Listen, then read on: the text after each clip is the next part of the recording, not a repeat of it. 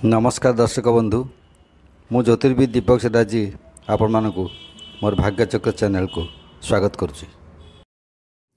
एबे आसंतु एई 2025 मसीहा वर्षटी धनुराशि व्यक्ति मान किपर रहिबो से संबंध में आलोचना करिया। धनुराशि कथा देखिबा तेबे मार्च मास 28 जाए शनि यार तृतीय रहउछन्ति अवस्थान करुछन्ति, किंतु मार्च 29 बेलू शनि चतुर्थ को गोचर गति करिवे। मे 14 जाए बृहस्पति रोचते षष्ठ और मे 15 ठारू बृहस्पति धनुराशि सप्तम को आसीजे। मे 15 जाए सेमती राहु रोचते चतुर्थ, मे 15 पर राहु धनुराशि तृतीय स्थान को गोचर गति करेंगे। जो मार्च 28 जाए रहिले शनि तृतीय तेणु ताफल अर्थ लाभ प्रतिवेशी भाव बढ़ प्रतिभार विकास हो और सुखकर घटना सब घटो उद्यम सफलता लाभ करेंगे। मे 15 पर राहु सेमती आसी तृतीय को एवं बृहस्पति सप्तम को आस दीटा को मतलब शुभ स्थान को आसी तेना धनुराशि को प्रायतः भल फल रही। जदिओ मार्च 29 जाए तृतीय रोचे, मार्च 29 पर चतुर्थ को आसी कौटी बृहस्पति मात्र मार्च लास्ट बेलू आसुँच मात्र मसे 1.5 मास पर सांगे सांगे मे 14 बृहस्पति 15 ठारू पुणी सप्तम को चली आसुँच राहु आस तृतीय पोजिशन तेज सब गुड़ाक भल पोजिशन प्रायतः रही जाए। देखिए शारीरिक कथा ठंडा और वायुजनित किसी अस्थायी रोग देखा दे पारे। स्त्री अंटा ठारू तल को कौन रोग जंत्रणा देखा दे पारे। जंडिस हाड़पुटी पित्तज्वर नाड़झाड़ा इत्यादि शारीरिक असुस्थता प्रायतः प्रथमार्धे देखादेव। आउ जो रही आपणकर स्त्री नाना प्रकार किंतु छोटखाट असुविधा देखा दे पारे और जो महिला अच्छी से क्षेत्र स्वामी छोटखाट सब रोग जंत्रणा देखा बड़ धरण किसी ना। संतान मान निम्नांग कौन रोग देखा दे पारे आघात होकर देखा जाए। तापर देखिए यदि आम जो वर्षर प्रथमार्ध अच्छी मतलब धरतु मे 15 पर्यटन जो अच्छी तो प्रायतः छोट छोट रोग देखादेव, निम्नांग किसी पीड़ा जंत्रणा देखादेव एवं 14 तारीख पर पितांकर असुस्थता किंतु आपको विब्रत करें। संतान मान ठंडा रोग पेट रोग व निम्नांग कौन रोग देखा दे पारे। तापर रहा आपंकर जो स्थायी रोगी मैंने अच्छा कि मासटी कष्टप्रद हो पारे। जो वर्षटी रहा ये कष्टप्रद हो वायु और डायबिटीज रोगी मैंने टी सावधान रहा उचित। गुप्तांग व निम्नांग किसी रोग देखा दे पारे मे 14 भितर। तापर देखिए जो आम जी प्रथम कथा कहूँ प्रथम जो मे पर्यंत कहूँ तेरे शरीर माने सामान्य असुस्थ विशेष बड़ धरण असुस्थ किसी ना। भाई बा भौणी को शारीरिक असुस्थता देखा दे पारे। माता ठंडा व वायुजनित किसी रोग देखादेव। तेणु यह भाव में विशेष असुविधा किसी ना। एथर देखा आम पारिवारिक कथा देखा तेबे दाम्पत्य क्षेत्र किसी झगड़ा आसती देखा दे पारे मे 14 मध्य। जेहेतु बृहस्पति षष्ठ अच्छा तेनाली दाम्पत्य क्षेत्र किसी असुविधा देखा दे पारे। पिता माता बा कौन वयोज्येष्ठ व्यक्ति गृह को आसवा द्वारा सांत्वना बाणी आप शुणे उपदेश पाइबे आप बहु मानसिक शांति पाइपर। पिता सामान्य किसी कथार मनमालिन्य हो पारे, मतांतर हो पारे, किंतु पर आपन आपस समाधान करने उचित। श्रेयस्कर आपन जी परामर्श नियंती बड़ मान परामर्श ने बहुत भल हे। तापर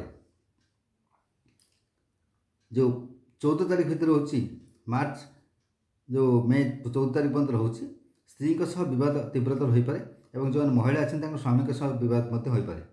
बड़ मान अजथा आप युक्ति तर्क दूर रुहतु भल हम। वयस्क व्यक्ति कथा को आप ग्रहण करेंगे तार खूब भल आपण हो। माता बा मातृतुल्य महिला आकस्मिक दुर्घटना किसी हो पारे वर्ष शेष आड़ को आम जो अच्छी जुलाई अगस्ट बेलू से किसी असुविधा देखा दे पारे। टी सजग रही आपंकर है भाई साहाय्य सहयोग पाए आप पूर्वर चिंतार किसी मुक्ति पाइबे। प्रतिवेशी और नूतन बंधु जो अच्छे संपर्क मजबूत हो कहीं जितेबाला आप मार्च 28 जाए शनि रही तृतीय तापर मे 15 पर राहु तृतीय को आसी तेणु प्रतिवेशी संपर्क खूब आपंकर भल दृढ़ रही। देखा आम आर्थिक कथा देखा। आर्थिक कथा देखा तेरे ये जो वर्षटी आसुच्ची लाभ क्षति व्यवसाय क्षेत्र में प्रायतः सामान रही। आर्थिक संकट विशेष देखा देव ना बड़ धरण खर्च किसी ना। मे 15 पर राहु तृतीय को आसे तेणु से अर्थ लाभ कर सुखकर घटना सब कर तेणु सेमती किसी ना। केवल ମାର୍ଚ୍ଚ 29 ଯାଏ ଟିକେ ରହିଲେ ଶନି ତୃତୀୟ ରହିଲେ ଭଲ ଫଳ ଅଛି, କିନ୍ତୁ ମେ 14 ଯାଏ ରହିଲେ ବୃହସ୍ପତି ଷଷ୍ଠରେ ଟିକେ ଅସୁବିଧା ଆର୍ଥିକ କ୍ଷେତ୍ରରେ ଟାଣଟୁଣ ପରିସ୍ଥିତି ଦେଖାଦେଇପାରେ। ସେମିତି ବଡ଼ ଧରଣର ଆର୍ଥିକ ଅନାଟନ କିଛି ଦେଖାଦେବ ନାହିଁ। ଯେଉଁ ପ୍ରଥମ ଭାଗ ଅଛି, ପ୍ରଥମ ଭାଗରେ ଆପଣଙ୍କର କିଛି ଅର୍ଥପ୍ରାପ୍ତି ହୋଇପାରେ, ମାତ୍ର ଯେଉଁ ଦ୍ୱିତୀୟାର୍ଥ ରହିବ ସେଥିରେ ରାଜଦ୍ୱାରରେ ଆପଣ ବିନା କାଳରେ ଅଯଥା ଅର୍ଥ ଅପବ୍ୟୟ ମଧ୍ୟ ହୋଇପାରେ। ତେଣୁ ସେଇଟା ଆପଣ ଟିକେ ଜଗିବେ। ଶେଷାର୍ଥ ଆଡ଼ିକି ଦେଖିବେ ବହୁ ଅର୍ଥ ଲାଭ ହେବ। ଆବଶ୍ୟକ ସମୟରେ ଆପଣ ଯଥେଷ୍ଟ ଅର୍ଥପ୍ରାପ୍ତ ଚାରିଆଡ଼େ ହେବ ଏବଂ ମନ ଖୁସି ରହିବ। କିଛି ନୂତନ ଦ୍ରବ୍ୟ ମଧ୍ୟ ଆପଣ ଘର ପାଇଁ ଆଣିପାରନ୍ତି। ପ୍ରଥମାର୍ଦ୍ଧରେ ସ୍ଥିତି ଠିକ୍ଠାକ୍ ରହିବ, ପରେ ଟିକେ ନିଅଣ୍ଟା ପରିସ୍ଥିତି ମଧ୍ୟ ଦେଖାଦେଇପାରେ। ତେବେ ବିଶେଷ ଅସୁବିଧା କିଛି ହେବନି। ସନ୍ତାନମାନଙ୍କର ଆୟ ମଧ୍ୟ ଖୁବ୍ ଭଲ ରହିବ, ଯାହା ପାଇଁ ଆପଣ ଆନନ୍ଦିତ ବା ଖୁସି ହେବେ। ଏତେ ଗଲା ଆର୍ଥିକ କଥା। ତାପରେ ଦେଖିବା ଆମେ ପେଶା, ବ୍ୟବସାୟ, ଚାକିରି ଏସବୁ କଥା ଦେଖିବା। ଯେଉଁମାନେ ରାଜନୀତି କ୍ଷେତ୍ରରେ ଅଛନ୍ତି ବା ଓକିଲାତି କ୍ଷେତ୍ରରେ ଅଛନ୍ତି ସେମାନଙ୍କ ପାଇଁ ଟିକେ କଷ୍ଟ ପରିଶ୍ରମ ଟିକେ ରହୁଛି ମେ 14 ଯାଏଁ। ତାପରେ ବହୁତ ମୁକାବିଲା ଦେଇ ଗତି କରିବେ, ବହୁ ପ୍ରତିକୂଳ ପରିସ୍ଥିତି ଦେଇ ଗତି କରିବେ, ମାତ୍ର ଶେଷ ଆଡ଼କୁ ବହୁ ସଫଳତା ପାଇବେ। ସରକାରୀ ଚାକିରିଆ ମାନେ କ'ଣ କରିବେ ନା ଯେଉଁ ବର୍ଷର ଦ୍ୱିତୀୟାର୍ଦ୍ଧ ଅଛି, ଶେଷ ଯେଉଁ ଅର୍ଦ୍ଧଟି ରହିଲା ସେଥିରେ କର୍ମରେ ଉନ୍ନତି ହେବ ତାଙ୍କର। ବ୍ୟବସାୟରେ ଯଦି ଋଣ ବିନିଯୋଗ କରିବେ ତେବେ ବର୍ଷର ଶେଷାର୍ଦ୍ଧ ଆଡ଼ିକୁ ଆପଣ ପ୍ରଚୁର ଲାଭବାନ ହେବେ। ବ୍ୟବସାୟରେ ଯଦି ପୂର୍ବରୁ କିଛି ବିନିଯୋଗ କରିଥିବେ ତେବେ ତାଦ୍ୱାରା ଆପଣ ଟିକେ ଭାଙ୍ଗି ପଡ଼ିବେ ମେ 14 ଯାଏଁ, କିନ୍ତୁ ମେ 15 ପରେ ଦେଖିବେ ବହୁତ ଉନ୍ନତି ଆପଣଙ୍କ ସେଥିରେ ହେବ। ବେସରକାରୀ ଚାକିରିଆମାନେ ଯେଉଁ ଅଛନ୍ତି ସେମାନେ ମଧ୍ୟ ଉପକୃତ ହେବେ, ସରକାରୀ ସ୍ତରରେ କର୍ମଚାରୀମାନେ ମଧ୍ୟ ଉପକୃତ ହେବେ, କିନ୍ତୁ ମେ 15 ପରେ ରାହୁ ତୃତୀୟକୁ ଆସିଥିଲେ ଏସବୁ କ୍ଷେତ୍ରରେ ଆପଣ ଉପକୃତ ହୋଇଯିବେ। ସରକାରୀ ଚାକିରିରେ ଯେଉଁ ପୁରୁଷ ଓ ମହିଳା କର୍ମଜୀବୀମାନେ ଯେଉଁମାନେ ଅଛନ୍ତି ସେମାନେ ପଦସ୍ଥ କର୍ମଚାରୀଙ୍କର ଆକ୍ରୋଶର ଶିକାର ହୋଇପାରନ୍ତି। କାନକୁଆ ପ୍ରତି ସତର୍କ ରହିବା ଉଚିତ, କିନ୍ତୁ ଆପଣଙ୍କ ସପକ୍ଷରେ ସବୁବେଳେ ମତାମତ ଯିବ। ତେଣୁ ଆପଣ ସେଠି କିଛି ବିଶେଷ ଅସୁବିଧା ଆପଣଙ୍କର ହେବ ନାହିଁ। ଏଥର ଦେଖିବା ମହିଳାମାନଙ୍କ କଥା। ସ୍ୱାମୀ ଓ ପ୍ରତିବେଶୀଙ୍କ ସହ ମତାନ୍ତର ମନାନ୍ତର ଦେଖାଦେଇପାରେ। ବହୁ ବ୍ୟକ୍ତିଙ୍କର ଆଗମନରେ ଆପଣ ବ୍ୟସ୍ତ ହୋଇଯାଇ ଟିକେ। କର୍ମଜୀବୀ ମହିଳା ଯେଉଁମାନେ ଅଛନ୍ତି ସେମାନେ ପ୍ରତିଦ୍ୱନ୍ଦିତା ବା ଶତ୍ରୁତାର ଶିକାର ହୋଇପାରନ୍ତି, ତେଣୁ ଗଭୀର ଚିନ୍ତା ମଧ୍ୟ ରହିବାର ଦେଖାଯାଉଛି। ଏବଂ ଗୃହିଣୀମାନେ ପରିବାରରେ ବହୁ ବ୍ୟକ୍ତିଙ୍କର ଆଗମନ ହେତୁ ବହୁତ ଅସୁବିଧାରେ ପଡ଼ିବେ, କିନ୍ତୁ କାର୍ଯ୍ୟବ୍ୟସ୍ତ ରହିବେ, ମାତ୍ର ଆନନ୍ଦିତ ରହିବେ। ବିଶେଷ ନାହିଁ କିଛି, କାର୍ଯ୍ୟବ୍ୟସ୍ତ ମଧ୍ୟରେ ବୁଡ଼ି ରହିବେ। କର୍ମଜୀବୀ ମହିଳା ଯେଉଁ ଅଛନ୍ତି ପ୍ରଶାସନ ଦ୍ୱାରା ଦୋଷୀ ସାବ୍ୟସ୍ତ ହୋଇପାରନ୍ତି ଏବଂ ଯେଉଁମାନେ ପ୍ରାଇଭେଟ୍ କ୍ଷେତ୍ରରେ ଅଛନ୍ତି ସେମାନେ ଲାଭବାନ ହେବେ, କିନ୍ତୁ ଟିକେ ଆପଣଙ୍କର ମେ 14 ଯାଏଁ ଟିକେ ଅସୁବିଧା ରହୁଛି ସେ କ୍ଷେତ୍ରରେ, ବେସରକାରୀ କ୍ଷେତ୍ରରେ। ବାକି ବେସରକାରୀ କ୍ଷେତ୍ରରେ ଯେଉଁ ମହିଳାମାନେ କରୁଛନ୍ତି ମହିଳାମାନଙ୍କ ପାଇଁ ମାସଟି କିନ୍ତୁ ବର୍ଷଟି କିନ୍ତୁ ଦେଖିବାକୁ ଗଲେ ଭଲ ଅଛି, ପ୍ରାୟ ବର୍ଷର ଶେଷାର୍ଦ୍ଧଟି ପ୍ରାୟ ଭଲ ଅଛି। ଭାଇ ଭଉଣୀ ପଡ଼ୋଶୀମାନଙ୍କ ସହ ସମ୍ପର୍କ ମଧ୍ୟ ନିବିଡ଼ ହେବ। ଏଥର ଦେଖିବା ଆମର ଛାତ୍ରଛାତ୍ରୀମାନଙ୍କ କଥା। ଇଣ୍ଡଷ୍ଟ୍ରିଆଲ ଟ୍ରେନିଂ କ୍ଷେତ୍ରରେ ଯେଉଁମାନେ ଅଛନ୍ତି ସେମାନେ ଆଶାନୁରୂପ ଫଳ ପାଇପାରିବେ, ଚେଷ୍ଟା ଜାରି ରଖନ୍ତୁ। କଳା ବାଣିଜ୍ୟ କ୍ଷେତ୍ରରେ ଛାତ୍ରଛାତ୍ରୀ ବର୍ଷଟି କିନ୍ତୁ ଗୁରୁତ୍ୱପୂର୍ଣ୍ଣ, ସମ୍ପୂର୍ଣ୍ଣ ଉପଯୋଗ କରନ୍ତୁ ବର୍ଷଟିକୁ, ତାହେଲେ ଭଲ ଫଳ ପାଇବେ।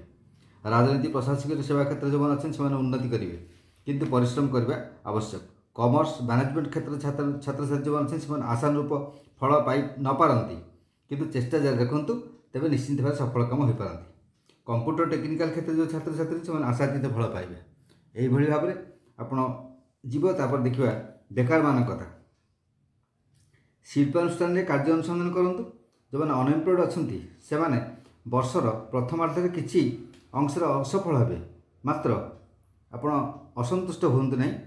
ପରେ ମେ 15 ପରେ ଆପଣ ଭଲ ଜାଗାରେ ନିଶ୍ଚିତ ଭାବରେ ସେହି ଶିଳ୍ପାନୁଷ୍ଠାନରେ କାର୍ଯ୍ୟ ପାଇବେ। ଆଇନ ବିଭାଗରେ ବା ପ୍ରଶାସନିକ କ୍ଷେତ୍ରରେ ମଧ୍ୟ କର୍ମପ୍ରାପ୍ତିର ସୁଯୋଗ ରହୁଛି। ଆଇନ ବିଭାଗରେ ହେଉ ପ୍ରଶାସନିକ କ୍ଷେତ୍ରରେ ହେଉ ବେକାରମାନେ ଯେଉଁ ଚେଷ୍ଟା କରୁଛନ୍ତି, ଯେଉଁମାନେ ଆଗରୁ ସେଇ ଦିଗରେ ଲାଗିଛନ୍ତି ତାଙ୍କର ମେ 15 ପରେ ପାଇପାରନ୍ତି। ଶିଳ୍ପ ପ୍ରତିଷ୍ଠା ଯେଉଁମାନେ କରିବାକୁ ଚାହୁଁଛନ୍ତି ତାଙ୍କ ବାଧାପ୍ରାପ୍ତ ହୋଇପାରେ। ବ୍ୟବସାୟ ପ୍ରତିଷ୍ଠାନରେ କିଛି କର୍ମର ଅନୁସନ୍ଧାନ କରନ୍ତୁ, ପରେ ବରଂ ସେସବୁ ଦେଖିବେ, ଋଣ ଫୁଣ କରିକି କରିବେ। ଅଧୈର୍ଯ୍ୟ ହୁଅନ୍ତୁ ନାହିଁ, ସେସବୁ ଚେଷ୍ଟା କରିବା ଉଚିତ। ଏହିଭଳି ଭାବରେ ମାସଟି ହସ ଖୁସି ମଧ୍ୟରେ ବିତିଯାଉ। ଆପଣଙ୍କର ଚଲାପଥରେ ଯେତେ ଅଛି କଣ୍ଟା ଅଛି, ଯେତେ ସବୁ ବିପଦ ଅଛି, ଯେତେ ସବୁ ଆପଦ ଅଛି, ସବୁକିଛି ଅପସରି ଯାଉ। ଆପଣଙ୍କର ସାରା ବର୍ଷ ସୁଖମୟ ହେଉ, ଏହା ହିଁ ମୁଁ ଈଶ୍ୱରଙ୍କ ନିକଟରେ କାମନା କରେ। ନମସ୍କାର।